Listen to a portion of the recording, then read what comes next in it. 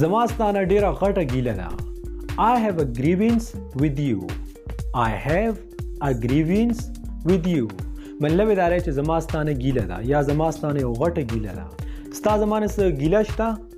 Do you have any grievance with me? Do you have any grievance with me? مطلب دا دی چې ستا زمانه څه ګیله شته؟ ستا د هغه نه څه ګیله شته؟ Do you have any grievance with him? Do you have any grievance with him? مطلب دا دی چې آیا ستا د هغه نه څه ګیله شته؟ Grievance. د grievance مطلب دی ګیله. I have no grievance. زما هیڅ ګیله نشته. I have no grievance. زما هیڅ ګیله نشته. دا یو څو ورځې کېږي چې اکثر له ملګري زموږ نه ګیله کوي او زما نه ګیله بالکل ستاسو حق دی.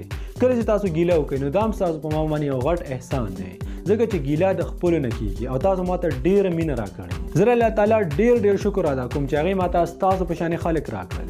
لکه اکثر له ملګري زموږ نه دا ګیله کوي چې موږ تاسو ته میسج وکړو نو د هغې ریپلی د هغې جواب موږ ته په دغه ټیم باندې نه میلاویږي. د دې څه وجه ده؟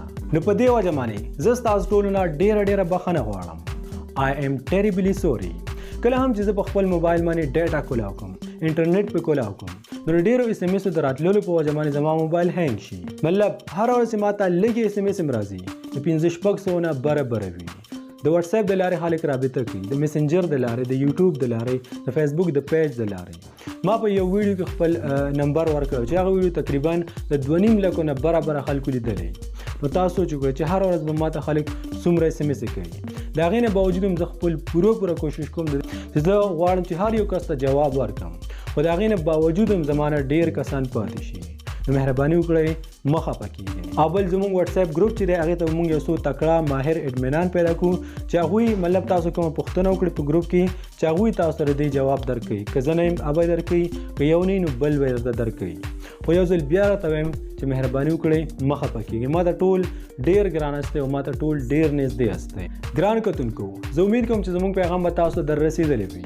که چېرته هم زه د زړه نه معاف کړی یم او زما په خبرو باندې تاسو پوه شوي یاستئ نو په کمنټ سیکشن کې خامخا خپل کمنټ پرېږدئ. او که د دې نه بعد هم ستاسو په ذهن کې څه قسمه سوال وي نو په کمنټ سیکشن کې موږ ته خامخا ووایئ.